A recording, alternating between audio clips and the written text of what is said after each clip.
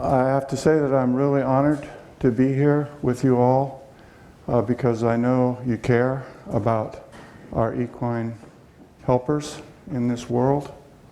And our life has been integrally involved with our work animals, and they've been fundamental to our existence. So it's really special to be able to be here and share with you a little bit about that. And I want to just speak a little bit about the donkeys that we started with in our farming adventure back in 1973 and 4. Unfortunately, we didn't have digital cameras at that time, and so I don't have a lot of pictures to show you of our donkeys, but Jack and Sapphire and Spike, Jack looked a lot like Dr. Davis's Eric. Larry, excuse me. Yeah. So it was really wonderful to see Larry out there today and see the donkeys doing wonderful things.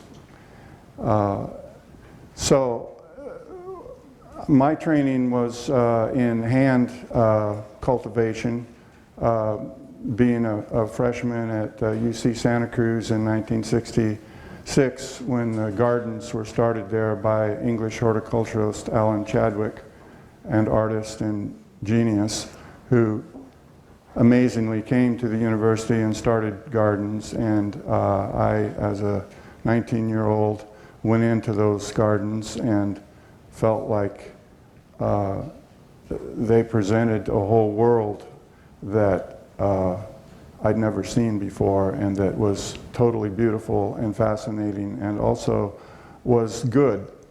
A lot of my studies originally in the university were very exciting and wonderful, but then class would end and it would be Vietnam and a lot of things happening that were not good.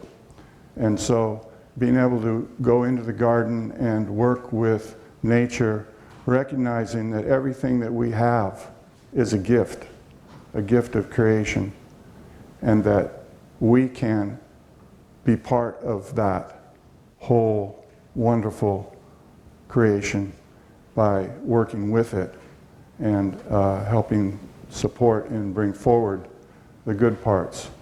And so that's been our effort in our life. As I say, we were double digging by hand, and if you start thinking about you want to grow grain or something like that, well, that's a lot of digging and a lot of time. And so I always had this interest in working with animal power, but I didn't know anything. And I had a wonderful mentor in terms of the agricultural part, but I had to start and learn totally on my own in terms of the animal power part. So I went looking for some work animals in Mendocino County in '74 there, and I didn't really find much. And eventually I ran across 3 donkeys, and they needed a good place, and the owner was ready for them to go, and I brought them home. And then we proceeded to educate each other. And I actually feel now that it was very fortunate because you know, donkeys are a little different than horses in that they don't panic in the same way and just completely go into panic for a long period. So they were good for a beginner to start working with, but they also were really good at keeping you sharp. I remember driving the 2 of them together and coming to the end of the plot I was working on, and there were a lot of posts there. And before I knew it, one donkey was on one side of the post and the other donkey's on the other side of the post. I mean, I think they had that planned. But I tell you, it woke me up. And just learning, you know, how you could work with animals and do it safely Another time I was down the road, a neighbor had some old equipment, horse equipment. It was yard art, and agreed to let me bring them home and borrow them. So I went down there with my donkeys, and I hooked onto a corn planter which had a seat on it, and then there was a sulky plow, so a plow, moldboard plow on wheels, and I thought, okay, I'll just chain that behind the corn planter, and I get on the corn planter, and of course, not growing up with work animals, I wasn't thinking like a donkey. And as soon as we came onto the pavement and those steel wheels hit that pavement, it was like, and they moved really fast. We stayed on the road, and in a couple hundred feet, although I'm looking behind and seeing this plow fishtail behind me and thinking, I don't know if I want to stay here, but I did. And within about 300 feet, they just realized that it wasn't going to eat them, and it was okay. And they just slowed down. If it had been horses, there's no telling where we would have ended up. So I have a lot to be grateful for in terms of starting with the donkeys. And then I was working on a property as a caretaker, so I was not using a very large portion of it, but then we were able to move forward to a larger scale. And we also had neighbors that were getting draft horses, Percherons, and they did not have equipment, they did not have any experience with work animals, and so we made a deal to share equipment and my working and their position and their horses. So that brought us into working with originally Percherons, and then now we have 4 Belgian horses that we do work with. And our scale went from originally 1/10 of an acre hand dug, double dug, to, you know, probably maybe a ½ acre or so cultivated with the donkeys. I had a small 10-inch plow. I had a walking cultivator. I had wagons that I'd made.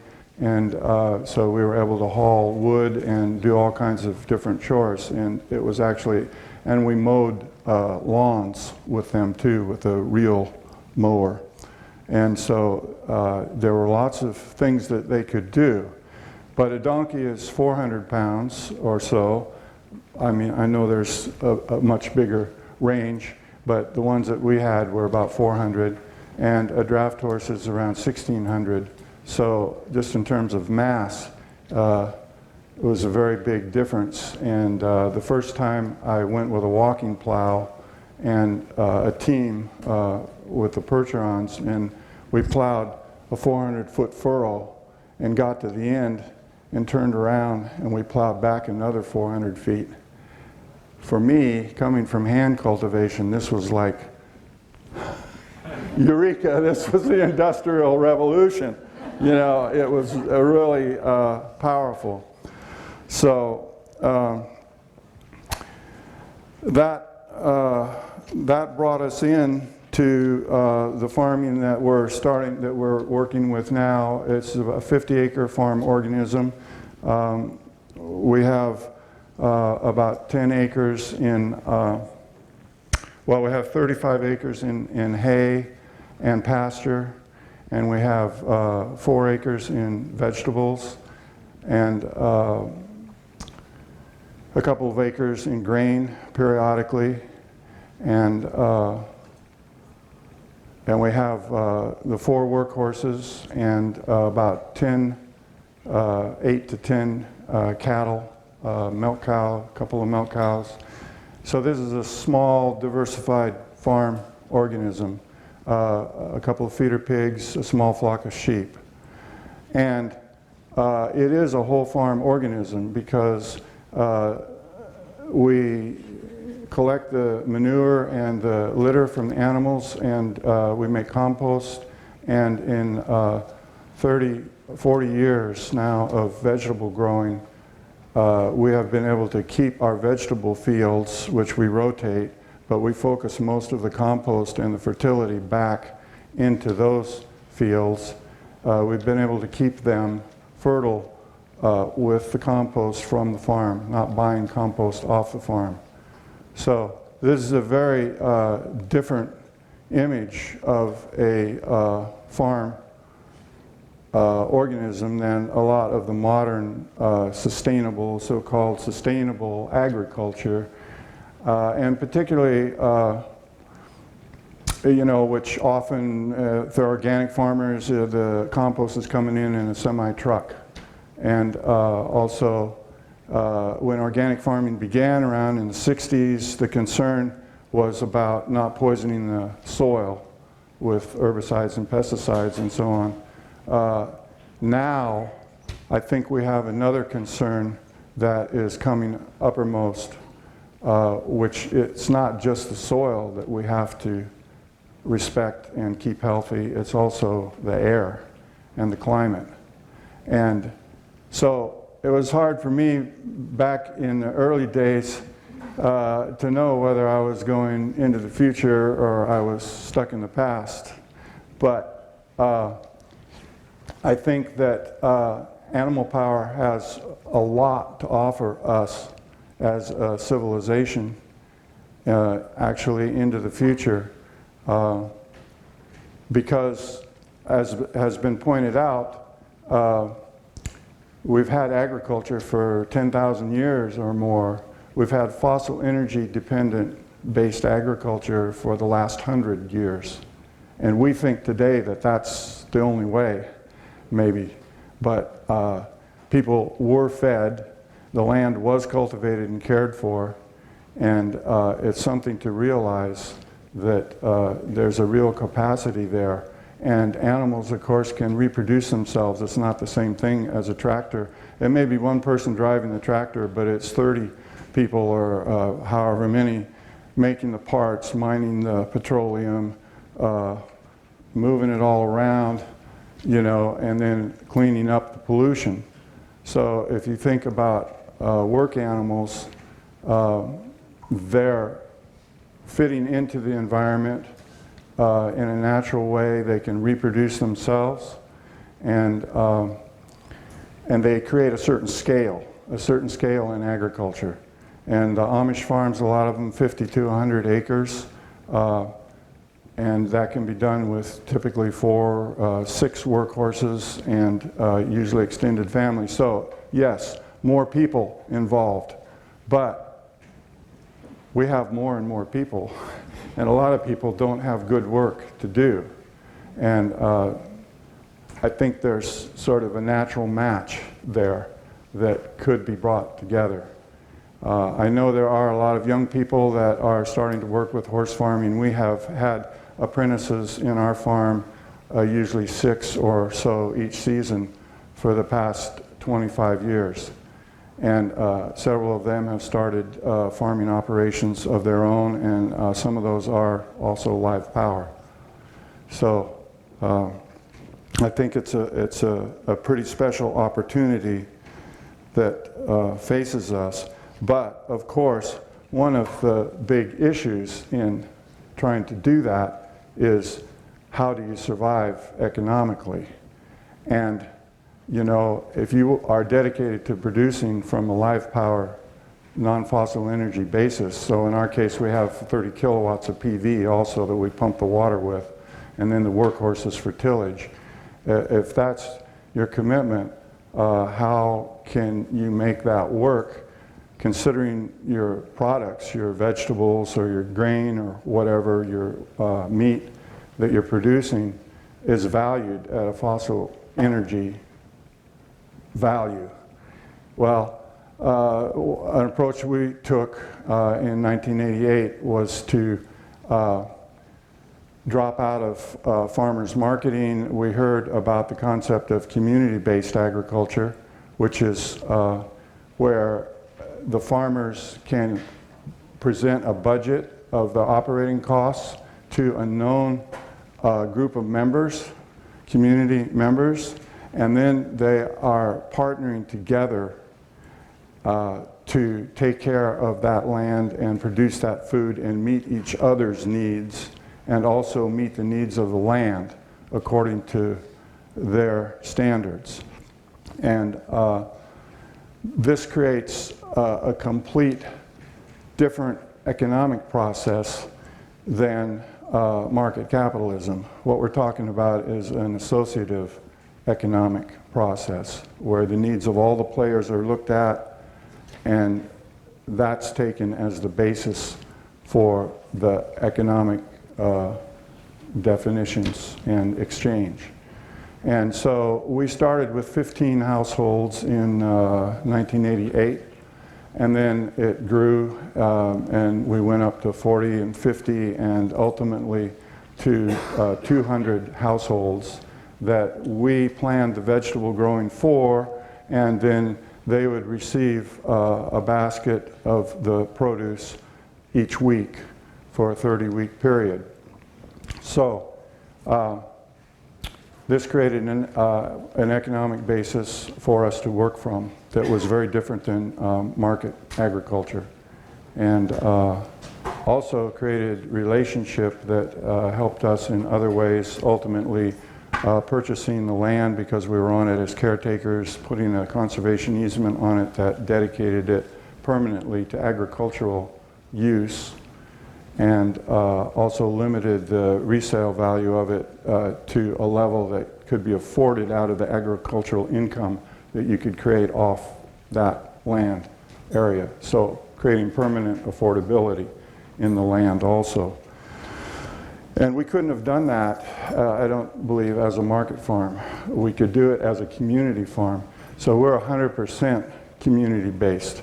The term CSA that has come to be more widely known today it's a misnomer, in my opinion, because it describes a lot of different economic processes thrown together. You know, 30% could be wholesale, 30% could be farmers market, and 30% could be to a community. But how do you develop that consciousness? Because as Wunda Berry points out, everyone who eats is farming. We're all farming. It's just that for the most part, a lot of us don't know how we're farming or where we're farming. And that's kind of like not knowing who you're voting for and voting anyway. I think it's really important as we move into the future to form together as communities of mutual support. So the bottom line is the good of the whole community rather than the good of individuals in the market process. So that's a really key part of what we have attempted to do. Okay, I think I'd like to show you some pictures of the farm, and I can describe a couple of other things at the same time. So this is just our logo. And here is a picture of the farm with the horses doing some tillage. Over to the left of them. Over here there's compost. So as I say, this is a whole farm organism. We're creating the fertility of the 50 acres out of that farm organism. You can see the solar electric up on this building, all of these buildings, and now there's another barn over here that has the solar electric on it.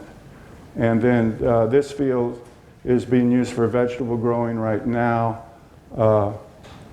And there are 3 different fields of 4 acres that we would move in about every 2 years so that we could change the crop rotation and also build soil through cover cropping and try to add organic matter and nitrogen and fertility.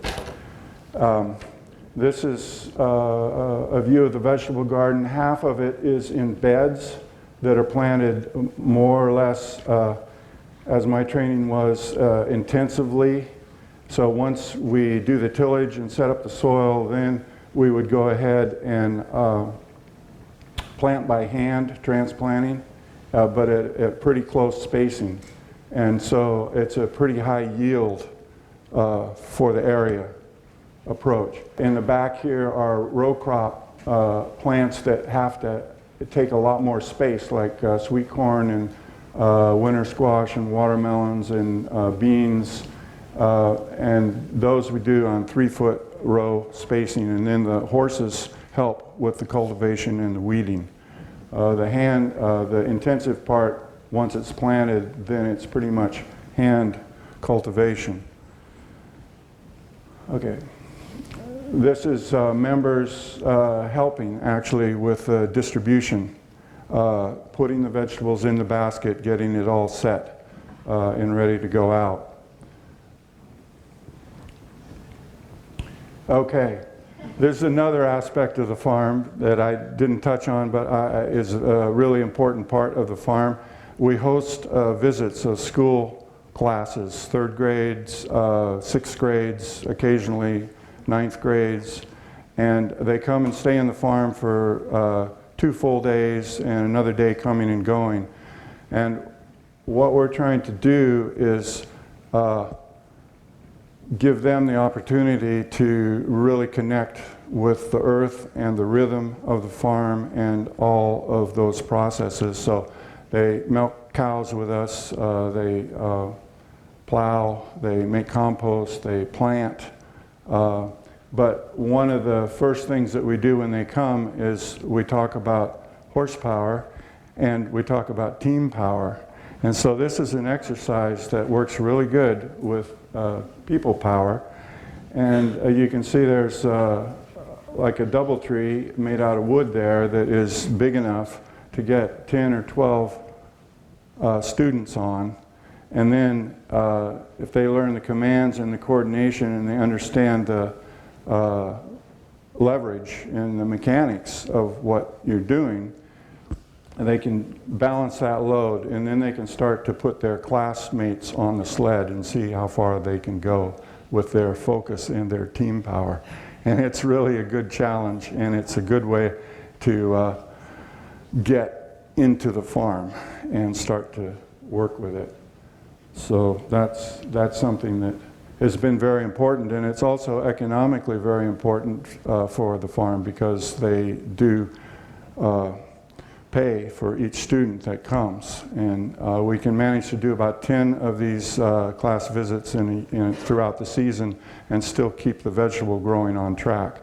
And more than that we have tried, but it's very difficult. It's a lot to have 30 people all of a sudden in your farm organism and trying to incorporate all of them in what you're doing.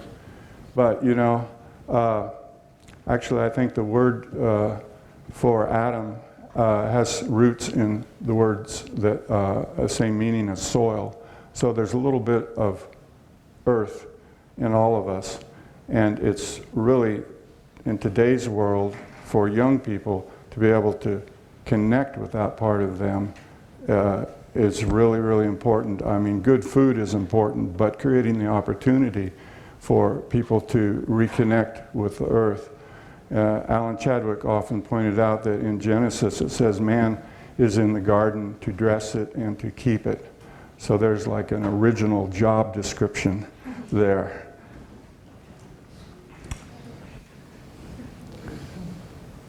And they like doing it. This is just another example of one of the things we would do with them is shearing with a hand shear, so they can be right with the animal and they can, you know, really start to understand it and connect with it. Here's plowing. And usually, you know, traditionally plowing, one person does it with the lines over your shoulder, and you can both plow, run the plow and drive the team. But when people are learning, it works really well if you have somebody that can go beside and keep the plow in place. So let's see, who's that? That's, I think, Pete and Laura there.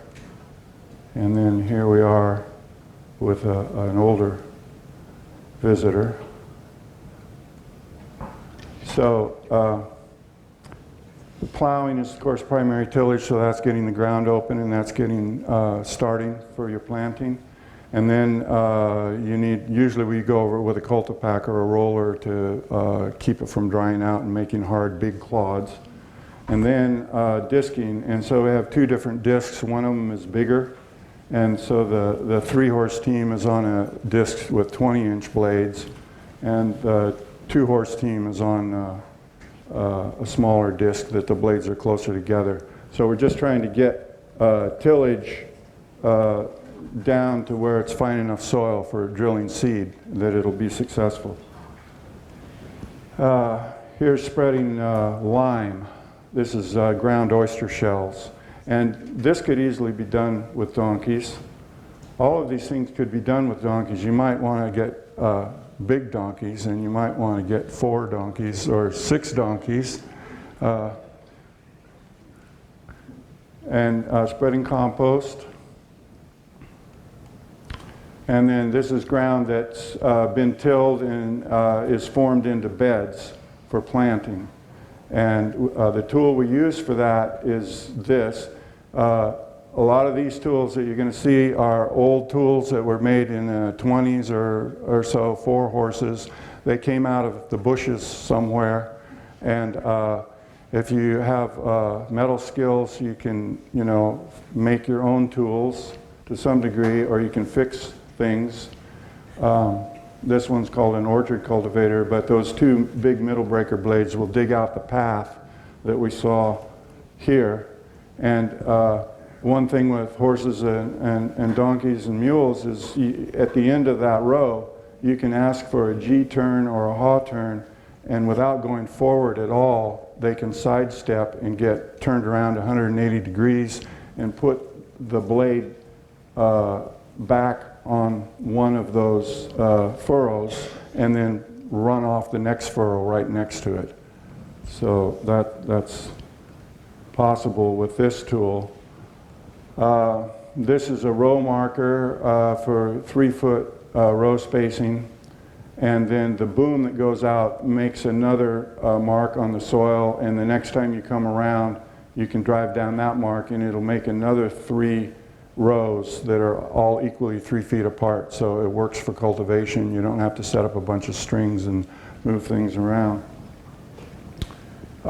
This is a riding cultivator. It's a 2-horse tool, but you can see the blades in the middle here, the discs, can be set pretty close to like emerging corn plants or potatoes or whatever you're growing, and you can cut the weeds away from the row. This is mechanical tillage before there were herbicides.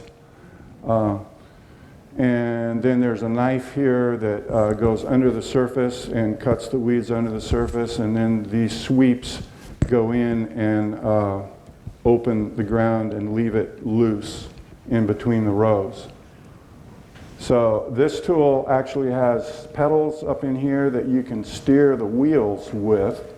So you can be driving your horses or donkeys or mules down between the corn rows, just 3 feet apart.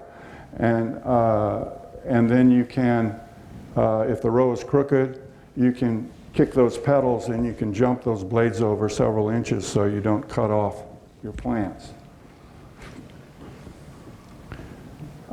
This is potatoes and hilling, bringing the soil up on the plants as part of the cultivation of potatoes for growing. Also using that same riding cultivator but set up again with different tools. So that's a very versatile tool, and in a little bit we'll get to a picture of ones that are made today, modern, that you can get, and it doesn't take a lot of draft to pull these, and I think it would work very well with donkeys. Okay, this is a little bit about some of the training workshops that we have done. This is actually a good way to get a sense of how that bit feels in the donkey's or the horse's mouth. The person on the left, I guess that's me over there. You can hold the bit right behind you, put the lines on it, and then the person driving can contact you through the bit, and they learn what it takes to keep the slack out of the line, move in sequence with the horse, so to speak, and also how to give enough of a signal so that the horse, donkey responds, feels it there. So this is actually, I think, a really good training procedure for people. Okay, working with the horses. This is Doug Hamill from Montana, excellent horse trainer and former veterinarian, and also doing workshops all over the country in helping people learn to drive and do it well. And he espouses gentle horsemanship, he calls it, but working with the horse in a round pen, taking recognition of the fact that the horse is a preyed animal. It's an animal that's preyed on. And so if you're in a small area with that animal and you know, look right at them as a predator would that were hunting them, and you move towards them or you put your hands up, then they respond by moving away. And what you're trying to do is you're part of the herd when you're in with your animals. And so in any group of equines, there's going to be a leader, a kind of a horse that's, or a donkey that's chosen by the others, accepted as their leader. And what you're trying to do is become that leader. And you'll see them do the same thing to each other. They'll like eye the one they want to go away, and they'll move their ears back, and it's like that's the signal. And so you can sort of imitate that and have it so that eventually the horse comes to you, it realizes that it's not being hurt, and maybe comes to check you out and explore you, and this is called joining up. And they'll actually start to follow you around without any halter or lead rope. And when you get to that point, it's like they're working out a cooperation. And so that's a much better way to work with them than the old school approaches of we're going to dominate this animal and control it physically. That's, you know, this is much more respectful and has a much better result because they're working out of cooperation, not out of fear. And that's the goal. So on the left is a horse that my son trained. And this was the first time that it was hooked with another horse. And we did it in the round pen, and we tied rope front and back so that it couldn't get too far off. But they actually went off pretty well. And Gypsy on the right there has been able to work and do her work since then. So here's some other tools. This is planting grain or grass. Now this tool is a new modern tool that is made by the Amish in Pennsylvania, I&J Equipment Company. And I got this 3 years ago. And it's the only new horse tool I've ever bought in my whole 40-year farming career. But I'm really glad that we did, because you'll see in the next picture the wheels are geared to a drive shaft. So it has a PTO out of the back of this cart. It's just like a PTO on a tractor. And it has a clutch and 2 different speeds. And it also has disc brakes, which are kind of nice. I've never used them, but I think they work pretty well. And then the piece of equipment that is hitched to it, hooked onto it there, is a mower, sickle bar mower. And you can see we're cutting alfalfa, and that blade is an 8-foot blade. And it's a German blade that has 2 knives. And so both knives work across each other, and they're spring loaded, so they stay close. So I've cut like 30 acres with this thing without having it jam up. And if any of you have ever used the old horse sickle bars, you know that in different conditions sometimes they get stuck, and then you've got to stop and undo it all, and it's a process and it slows you down. This is a 4-acre field. Most of our fields are 2 acres to 4 acres, and this one, I think I mowed it in about 3 hours, maybe a little under 3 hours. So that's pretty good. It's 3 horses on it. I've pulled it with 2, but 3 just gives them less load and is more comfortable for everybody, and you don't have to stop and rest. You can just keep moving, which is also helpful. Then raking. And then this is also the same cart, and there you can see how the PTO shaft from the baler goes up into the cart. In this case, it requires 4 horses to keep that. It's a smaller baler, but it's a modern baler. And if the windrows are pretty even, no big bulges, it'll bale. So, you know, this is a modern application of mechanical engineering that is really made horsepower a lot more viable. And we're just loading. Okay, a couple of homemade tools. X pickup, old trailer frame, but it has a hoist, a winch. And this is just set up as a cart, single horse. But it's very handy around a farm. And then this is something I've been working on. It's actually a conversion of a Alice G tractor frame, which had the engine out the back of the tractor, so there's a PTO shaft or a drive shaft in the back. Well, I think that you could, today you can buy these 4-carts, hitch carts with gas or electric or diesel engines on them, 10 to 40 horsepower, and you can run all kinds of modern tractor equipment, but you still got your fossil energy basis.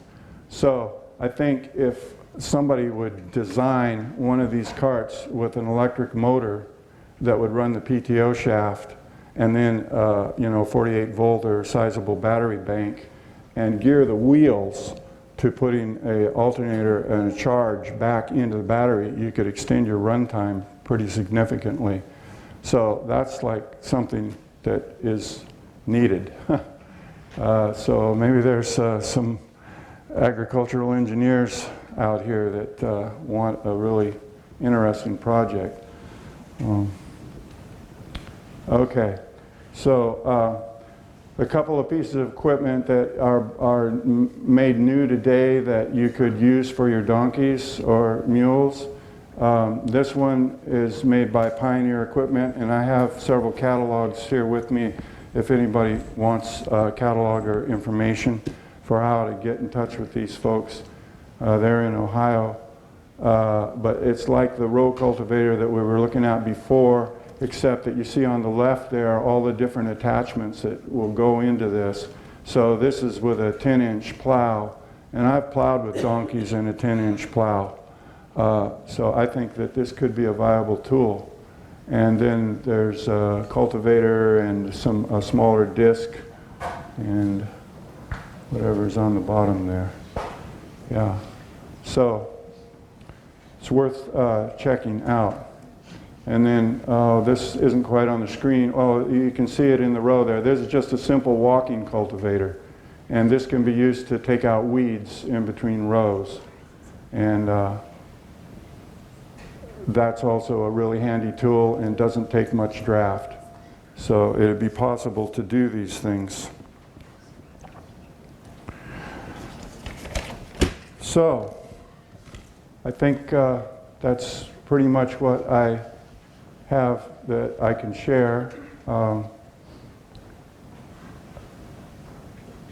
I just think we're at a really interesting point in time, and we don't really know what the future is going to bring, because things are changing really fast in the whole environment and the whole climate. But food is a fundamental part of all of our lives, and is something that we all, I think, want to look at and discover ways of producing that food that are also healthy for all the rest of the earth and the rest of the people. So this is what we've been up to for the last 40, 50 years.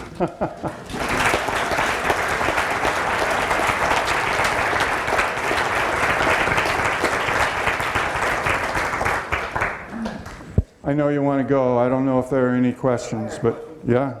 So, and I probably could figure this out from what you said, but I'm just going to be lazy to ask you. So what percentage of the farm raises forage for the live power? And in other words, what, how much of it is something that you can economically sell? How much of it is supporting horses? Well, probably 3/4 is, well, for the horses, no, not that much.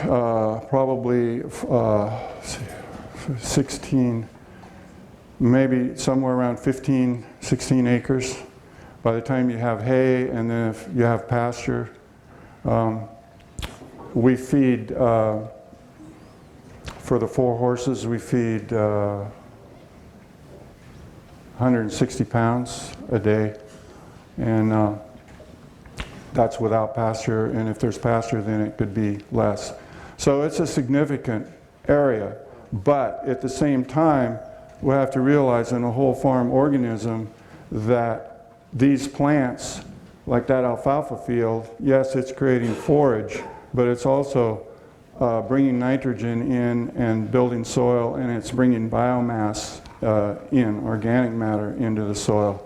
So that's the most beautiful thing about the natural world, is that everything through its living is actually giving to something else. And that's what I find so fascinating about a whole farm organism, as opposed to just a kind of a monocrop idea of farming, is that everything is giving and supporting the other part.